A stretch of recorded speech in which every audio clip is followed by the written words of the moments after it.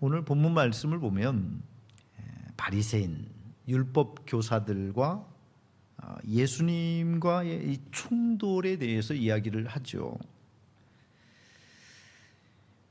스스로 하나님을 가장 잘 믿는다고 생각했던 사람, 그들이 바리새인입니다.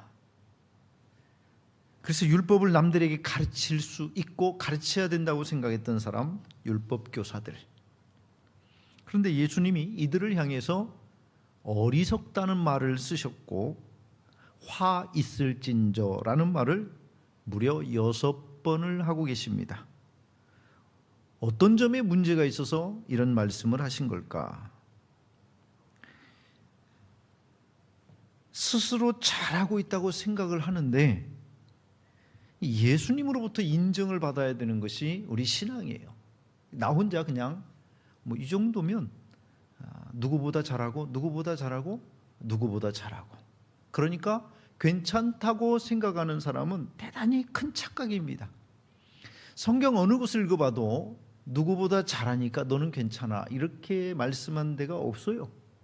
그래서 옆 사람하고 비교해가지고 꼭 못하는 사람하고 비교하죠. 이럴 때는 너 공부 못하는 애들하고 비교해가지고 나 이 정도면 잘하는데 이렇게 이제 얘기하는 것처럼 신앙생활도 꼭 잘 못하는 사람하고 비교를 해가지고 이 정도면 뭐 잘하고 있는데 뭐 누구보다 내가 나서, 그 누구 생각이냐면 철저하게 자기 생각이거든.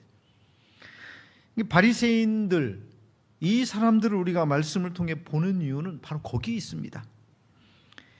2000년 전 예수님 당시 이스라엘 사회에 여러 분파가 있었는데 그 중에 대표적으로 사두개파, 에세네파, 바리새파.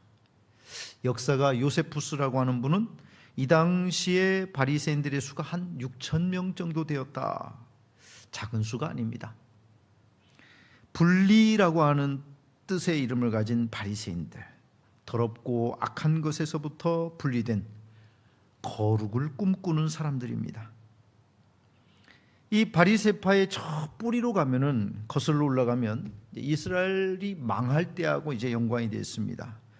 북왕국 이스라엘이 망하고 남왕국 유다가 망하고 포로로 끌려가던 그때, 그 전까지만 해도 예루살렘 성전 중심으로 다 거기 몰려들어가지고 거기서 예배를 드리고 거기서 말씀을 듣고 그렇게 신앙생활을 했는데, 포로가 되면서 흩어지니까 예루살렘 성전에 올 수도 없고 성전조차도 다 무너지다 보니 성전과 예배 중심이던 이스라엘 백성들이 회당이라는 것을 만들었고 거기서 신앙 교육을 열심히 하는 쪽으로 바뀌어졌습니다.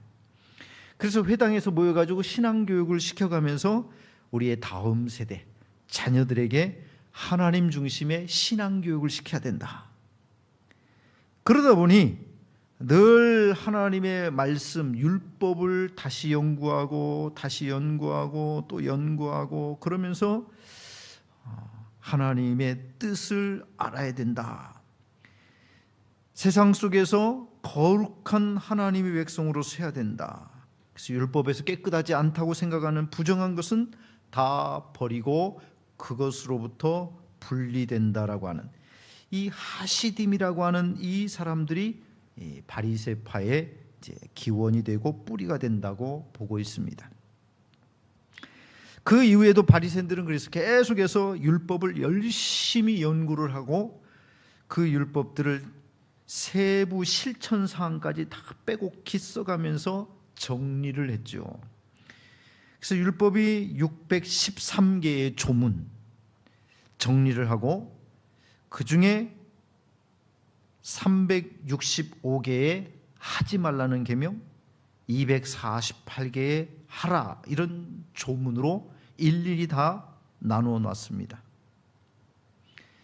그런 열정을 가진 이 바리새파에 대해서 백성들은 존경할 만한 사람들이다. 우리 민족을 세우기 위한 그런 사람들이다.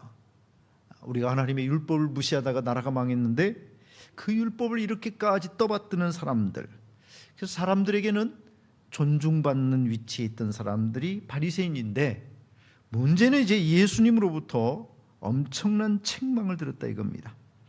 스스로를 율법의 아들이라 자칭할 정도로 율법을 지키고 자부심을 가지고 있던 바리새인들, 율법 교사들, 백성들도 존중을 했습니다.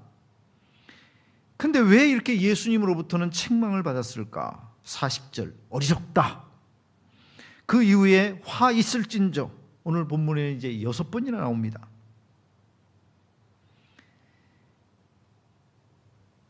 사실 그렇게 율법에 열심히 그러면 예수님도 복이 있을지어다, 뭐 이렇게 얘기를 해줘야 되는데 화 있을진저, 이거는 거의 저주성 멘트라 이겁니다. 왜 예수님은 그들에 대해서 그렇게 거친 표현을 써갔을까? 예수님은 이 바리새인들과 율법사들 신앙 상태에 대해서 정확하게 알고 있었기 때문입니다.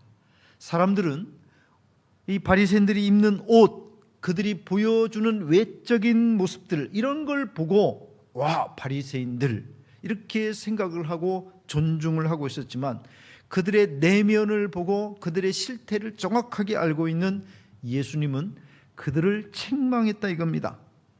그래서 우리가 이 바리새인들을 보면서 우리 자신을 살피는 겁니다. 나는 지금 잘하고 생각하고 있다고, 나는 외적으로 보이는데 아무 문제가 없는 것처럼, 그래서 사람들로부터 존중을 받아야 된다고 생각하고 있지만, 당신의 내면에는 정말 하나님이 칭찬하실 만한 바르고 복된 신앙으로 서 있는가? 아니면 예수님으로부터 화 있을진저, 이 사람들은 평생을 율법과 함께 교회에서 살았던 사람임에도 불구하고 주님으로부터 그렇게 준엄한 책망을 받고 있다 이 말이에요. 그들이 책망받는 여러 가지 모습들이 나옵니다. 한 바리새인이 예수님을 식사에 초대했어요. 그런데 예수님이 그 집에 와서 식사를 하기 전에 손을 씻어야 되는데 손을 안 씻는 거예요.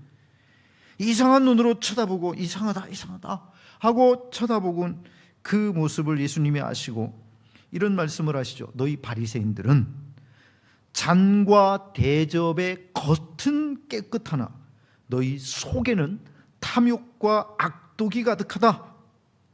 어리석은 자들아, 하나님이 겉만 깨끗한 것을 좋아하시겠느냐?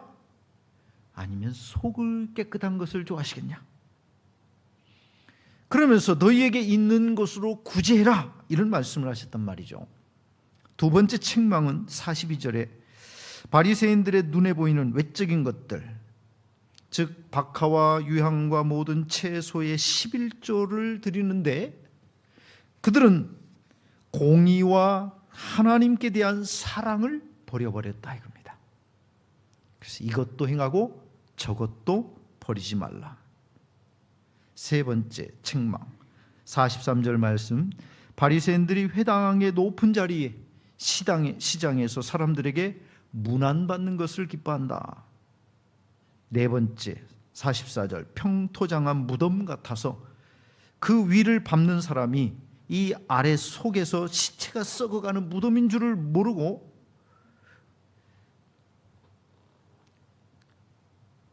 그래서 이런 말씀을 하시니까 율법 교사가 이거 우리를 모욕하는 건데, 이런 생각을 하는, 뻔히 아는 부분을 가지고 지금 바리새인들을 책망하고 있었습니다. 다섯 번째는 46절, 어려운 짐, 짊어지기 어려운 짐을 남에게는 지우면서 자기들은 한 손가락도 이 짐에 대지 않는 터라. 여섯 번째, 선지자들의 무덤을 만들고 있는 사람이다. 선지자들을 박해하고 죽이고, 그러면서 결국엔 지식의 열쇠를 가지고 있는 듯 하면서 자기도 천국으로 들어가지도 않고 들어가는 사람도 막고 있는 이 희한한 역할을 하는 사람이 됐다 이겁니다.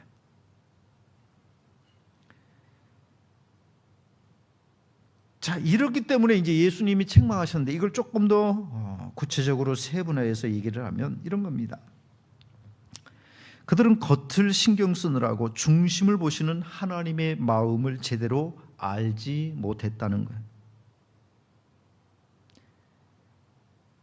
손을 씻는 것, 식사 전에 손을 씻는 것은 위생적인 개념, 지금이야 그렇지만 이 당시에는 위생적인 개념 말고 내 자신이 부정했으니 이거를 이제 정결하게 하는 것과 관계된, 그래서 정결 예법이라고 만들어 가지고 이것을 반드시 해야 된다 그랬어요. 사람이 만든 법입니다. 성경에 하나님의 뜻이 손 씻는다고 마음이 깨끗해지는 그건 아니에요.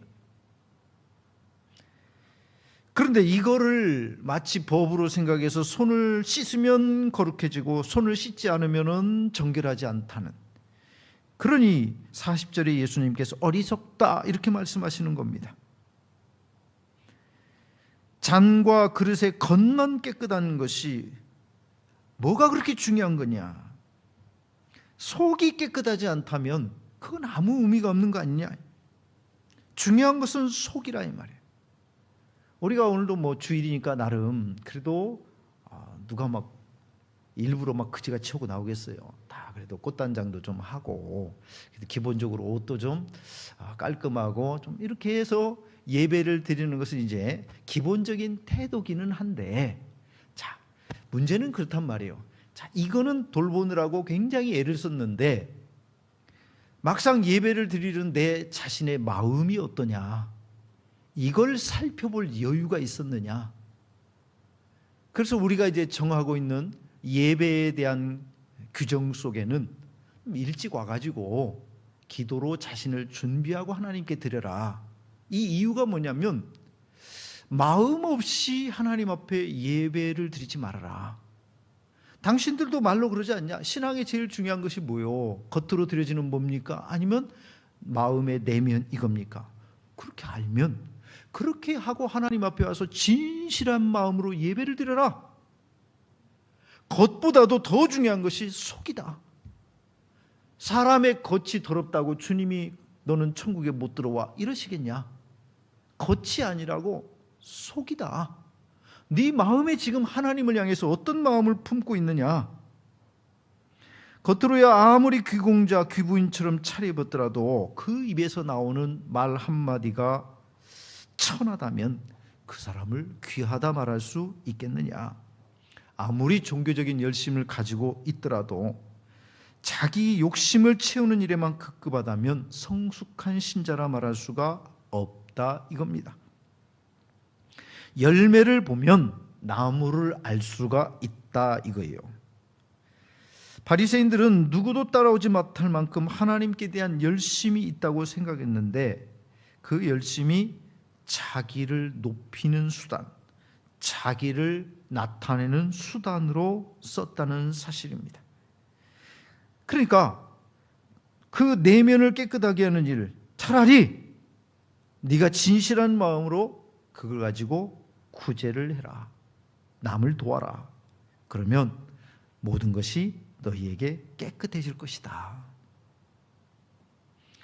구제는 그 마음속에 탐욕을 제거하고 하나님 사랑, 형제 사랑으로 채워질 때 나타나기 때문이다 하신 말씀입니다. 두 번째는 하나님 사랑 때문이 아니라 율법의 의무이기 때문에 하고 있는 것은 아닌가 이겁니다. 바리새인들이 남다르게 열심히 하는 것이 많았습니다. 그들은 기도를 열심히 했죠. 하루에 3번씩 성전에 나가 기도를 했습니다. 그리고 정해진 시간에는 어디서든지 특히 사람들이 많고 번잡하고 소란스러운 시장에서라도 손을 들고 기도를 했습니다. 그들은 율법을 지키는 일에서도 타의 추정을 불허했습니다. 율법이 요구하는 것보다 더 많이 해야 스스로 뿌듯한 그런 사람이었습니다. 율법이 10을 요구하면 12를 하는 그런 사람이 바로 바리새인이었습니다. 그들의 겉으로 드러나는 모습 속에는 그다지 흠잡을 만한 것이 없었습니다. 42절 너희가 박하와 운향과 모든 채소의 11조를 드리되, 그들이 드리는 11조에는 그 양에 아무 문제가 없었어요. 바리새인들은 박하, 운향 그 말고도 텃밭에서 기르는 채소의 11조까지도 정확하게 드렸습니다. 11조 이상을 드렸을 겁니다. 혹시 모르니까. 그러면 이런 사람들에게 복이 있으라, 잘 될 거다, 네가 물질의 복을 받을 거다, 사람들이 이렇게 얘기해 주면 얼마나 뿌듯할까. 그런데 예수님은 거기다 대고 화 있을진저 말씀을 하셨어요. 왜? 주님이 겉만 보시는 것이 아니기 때문입니다. 이 사람들이 드리는 11조 좋다 이거예요. 자, 그런데 뭐가 빠졌느냐? 42절 말씀, 공의, 하나님께 대한 사랑, 이걸 너희가 버렸기 때문에 너희는 아니다 이 말이에요. 11조를 그 의무를 이행하는 데 있어서 너무나도 잘했는데 그 이상이 되지 못했다 이겁니다. 사실 11조 그것만 생각하면 11조 센데 뭐 이렇게 생각할 수 있어요. 근데 그걸 하는 것이 하나님께 대해 우리가 다 한 것처럼 생각이 되나? 아니란 말이죠. 여러분들이 제가 뭐 거기다가 지금 물질을 플러스시키는 얘기를 하는 것이 아니니까 잘 들으세요. 공의와 하나님께 대한 사랑을 버렸다 이겁니다. 지금도 마찬가지예요. 많은 사람들이 헌금 생활 잘하는 분들 많습니다. 그런데 거기까지를 신앙생활로 생각하는 분들이 의외로 많아요. 그래서 나 잘하고 있는데, 나 이만큼 하는 사람인데, 나 이만큼 하고 있어, 이런 사람들 많단 말이에요. 이게 지금 바리새인들이 하고 있는 길이고 주님으로부터 책망을 듣는 길입니다. 하나님의 공의, 하나님의 사랑, 그게 없단 말이에요. 그러니까 이제 뭐가 됩니까? 이만큼 드리고 나면은 어떤 부분이 생기죠? 나 그만큼 했어, 나 그런 사람이야, 이제 이게 생기기 시작하는 겁니다. 그래서 사람들 앞에서 자기를 자꾸 이제 포장하고 자랑하고 그것이 나의 의의가 되는 거예요. 우리 목회자들 가운데도 굉장히 조심해야 될 부분들이 사실은 그런 부분들입니다. 우리는 잘하죠. 아니, 목사인 내가 주일날 어기겠습니까? 아니 뭐 내 11조를 안 드리겠어요? 아니면 내가 뭐 봉사를 안 하겠어요? 그런데 거기서 오는 자기 만족의, 이걸 가지고 이제 다른 사람들을 판단하고 그리고 내 자신의 의로 생각하는 경우들. 그래서 목사인 저를 예로 들었고, 우리도 사실은 생각을 많이 해야 됩니다. 남들보다 조금 더 하면 그것이 굉장한 의의나 되는 것처럼 그렇게 착각하지 마라. 그래서 사람들이 알아주는 그 의의를 생각한 거지 하나님이 기뻐하시는 그 의의 아니란 말이에요. 사랑 아닙니다. 이 사람들은 그래서 이 11조를 열심히 하긴 했는데, 봉사생활을 열심히 했는데 그게 뭐였냐면은 의무이행이에요. 의무이행. 주님의 기대는 그 의무이행 너머에 하나님을 사랑하는 마음으로, 그리고 하나님이 인정해 주시는 그 의, 그걸 붙들라고 하는 거기에 있습니다.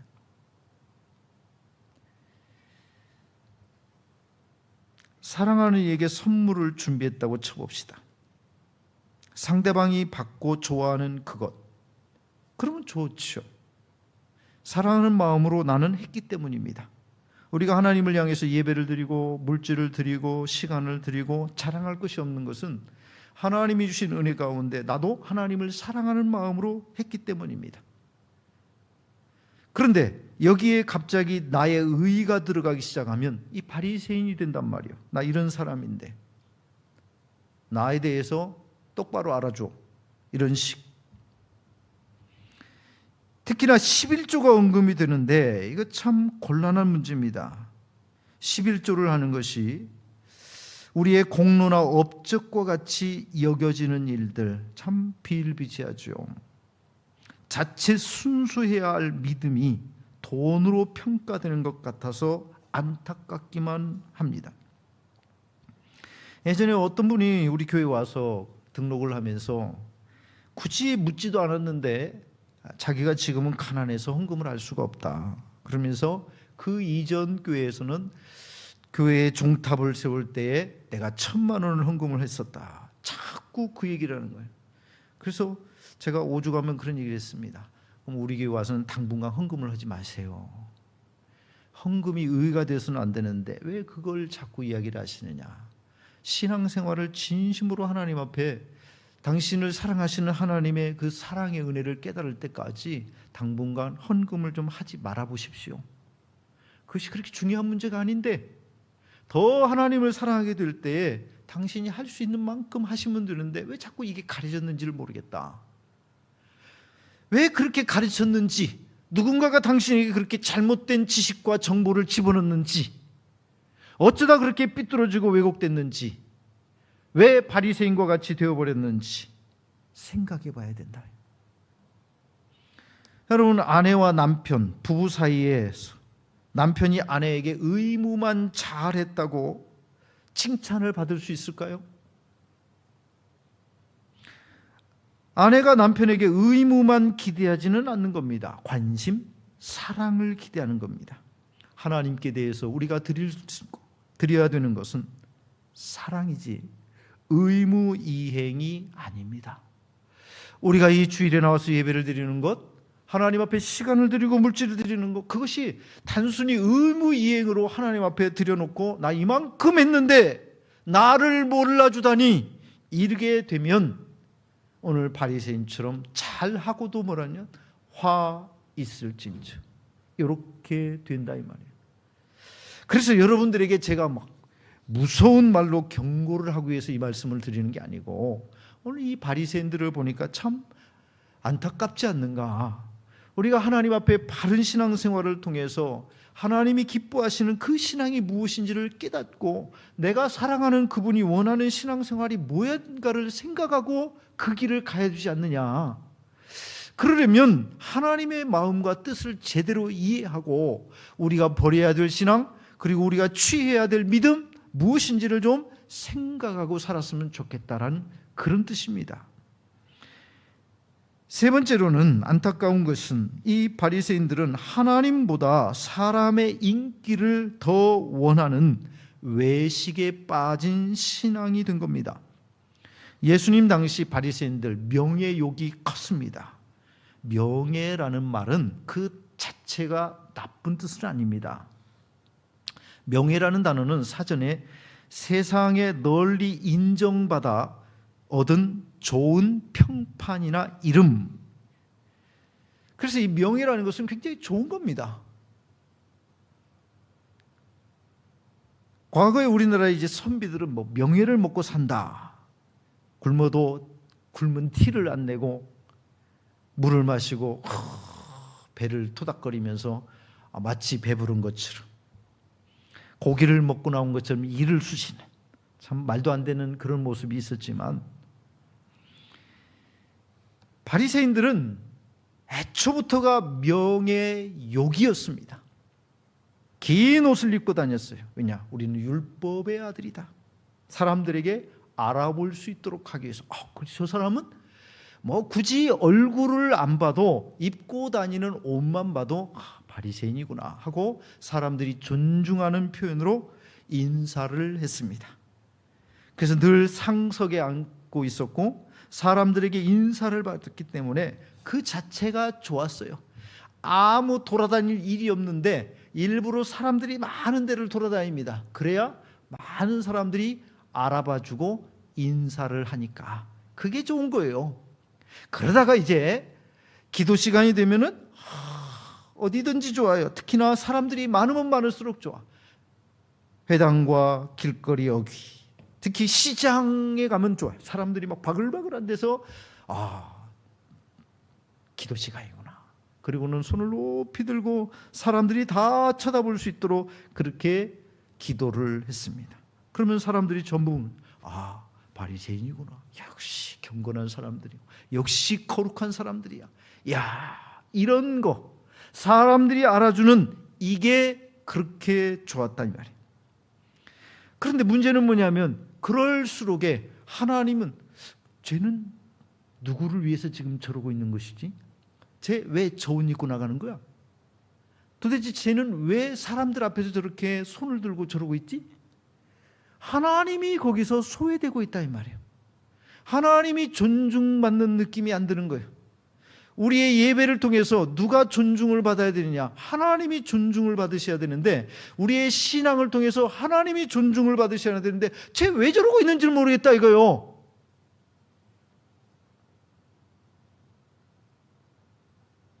우리가 예배를 드리고 찬송을 하고 있고 앞에서 화려하게 하고 있을수록 더 주의해야 될 것이 뭐냐면, 정말 하나님을 기쁘시게 하기 위해서 서 있는가? 예화집에 이런 얘기가 나옵니다. 박상길이라고 하는 나이가 많은 백정이 장터에 푸죽간을 차렸습니다. 양반 두 사람이 고기를 사러 왔는데 한 양반이 여 상길아 고기 한 근 다오 그랬어요. 왜냐하면 그 당시에 이제 신분적으로 낮으니까 존댓말을 쓰는 것이 아니고 아무리 나이가 많아도 반말로 이렇게 한 겁니다.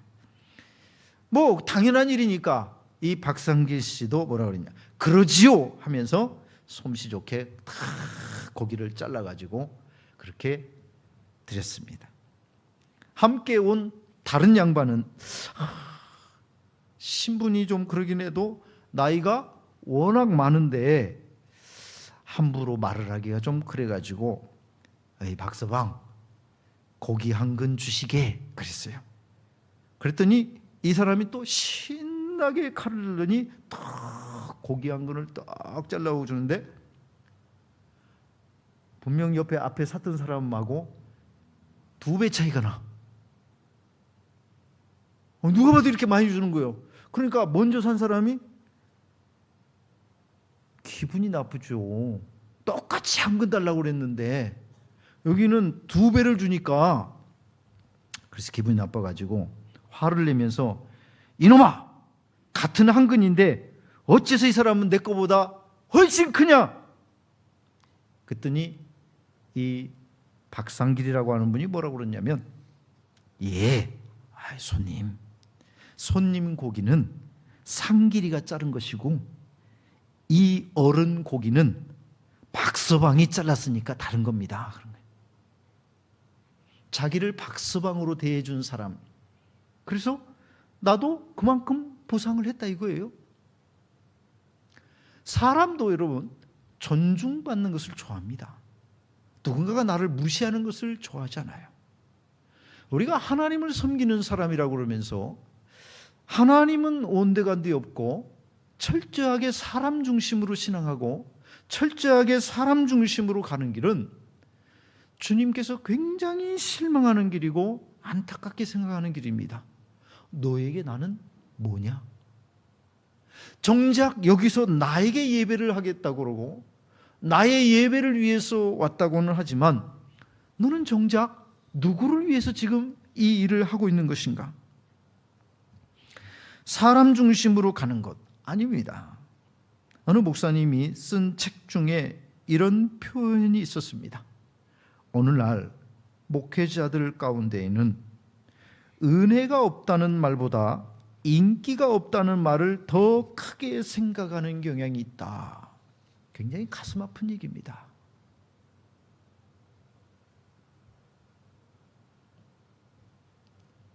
선지생도로 부름을 받을 때에는 우리가 하나님의 뜻을 전하기 위해서 부름을 받았는데, 정작 지금도 늘 신경 쓰는 것은 하나님은 어떻게 보실까가 아니라 사람들은 어떻게 생각할까?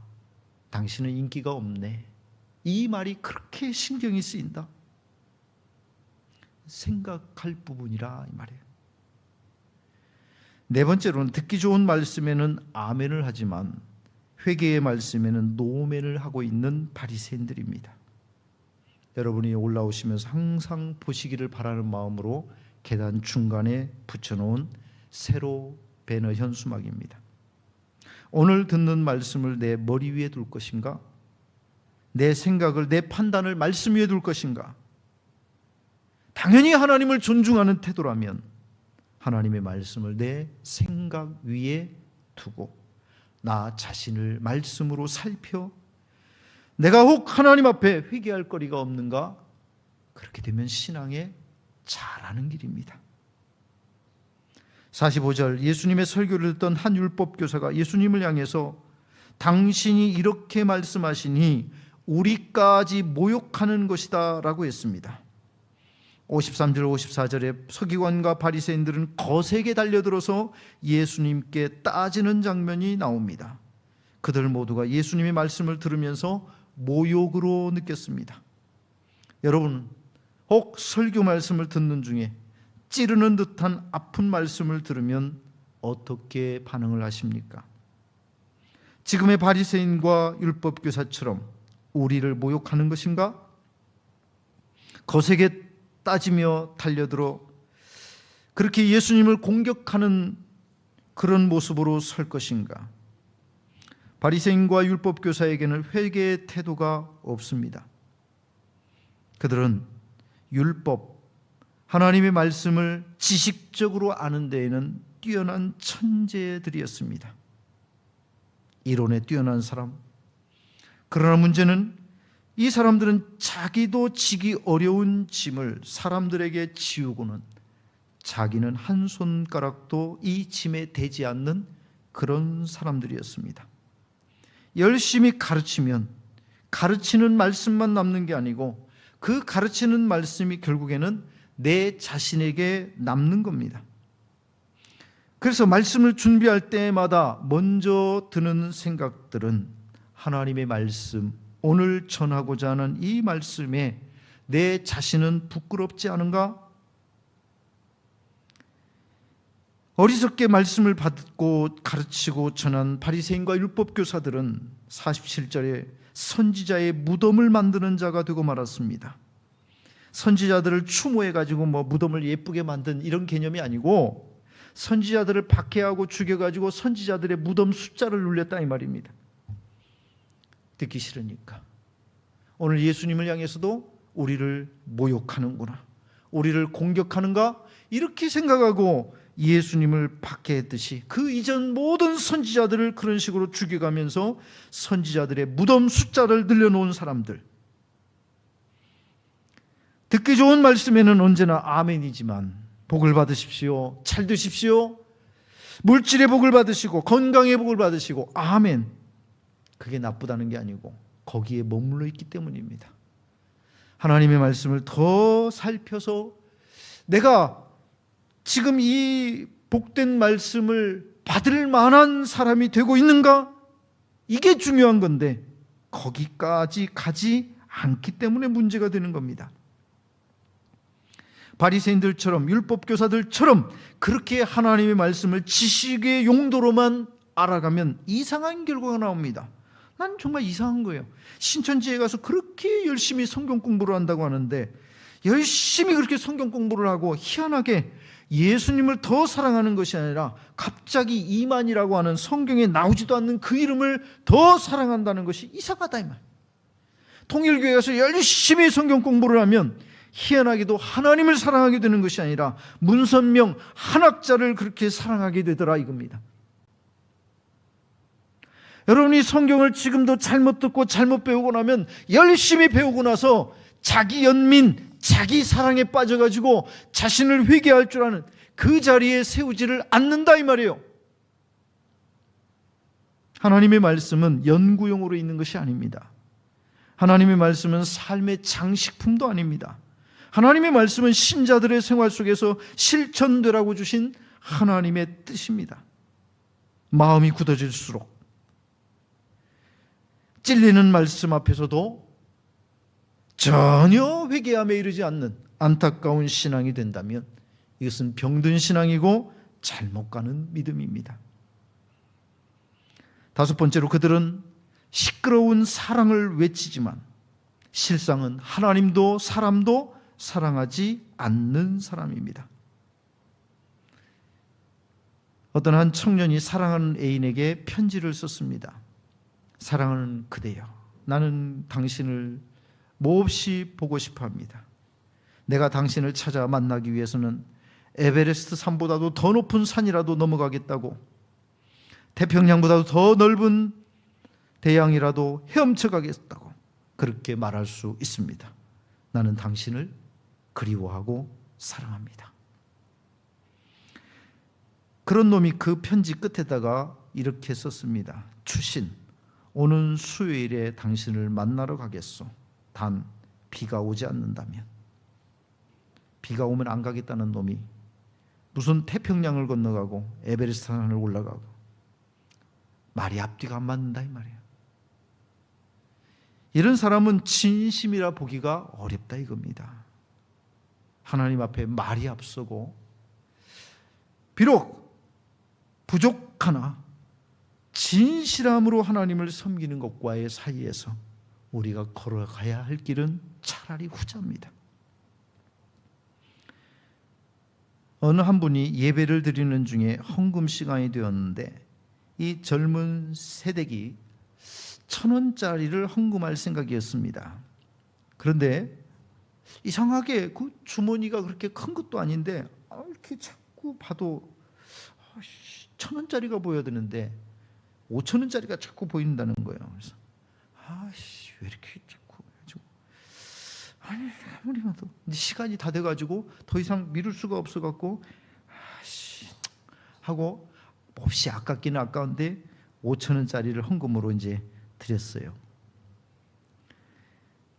그리고 이제 와가지고 구역장 권사님을 만나가지고 그 얘기를 한 겁니다.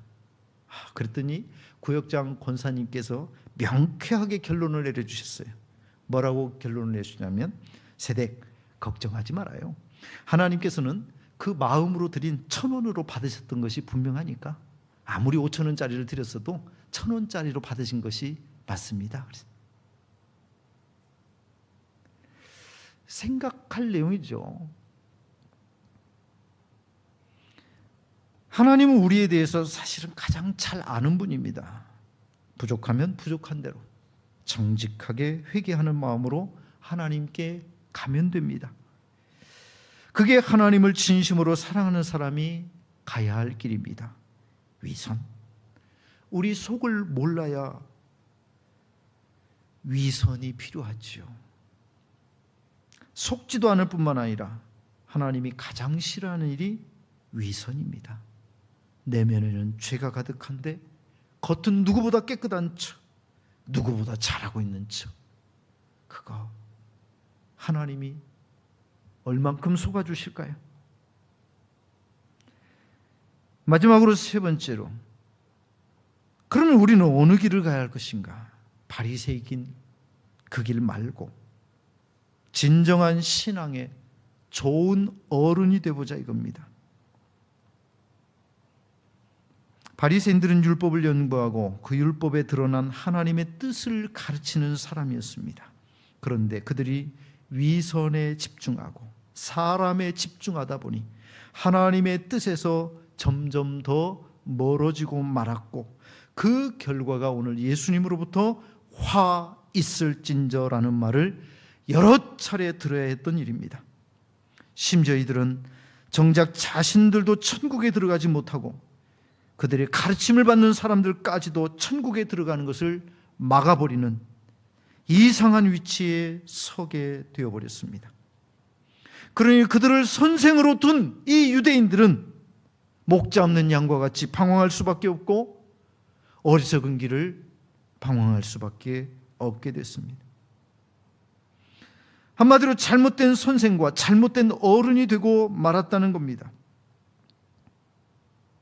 미래의 대한민국, 이 조국의 교회들을 생각하면 답답한 부분들, 이 미래의 대한민국을 생각하면 답답한 부분들, 바로 여기에 있는 것은 아닌가. 좋은 선생이 사라지고 좋은 어른들이 사라져가고 있는 지금의 이것이 미래의 우리 사회에 큰 문제가 되는 것은 아닐까. 2002년 경남 MBC에서 닭 다큐로 영화를 제작했습니다. 왜 이걸 제작했느냐면 어른들은 없고 꼰대만 가득한 세상. 그래서 이 다큐 영화의 제목은 어른 김장하였습니다. 피고 윤석열에게 파면을 선고한다 했던 문형배 헌법재판관, 그분이 가장 존경하는 이가 바로 이 김장하 선생님이었습니다. 김장하.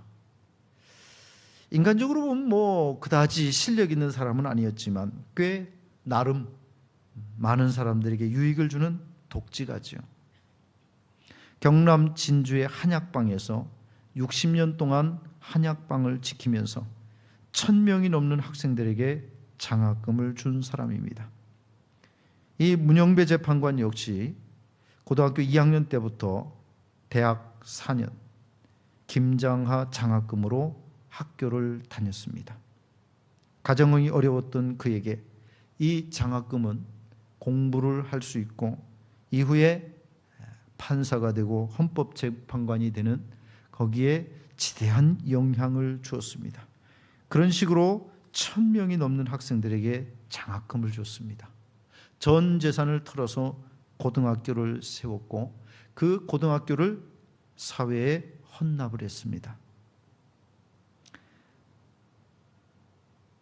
이 문영배 재판관이 김장하 선생과의 일화를 언급하면서 눈물을 흘리며 했던 말입니다.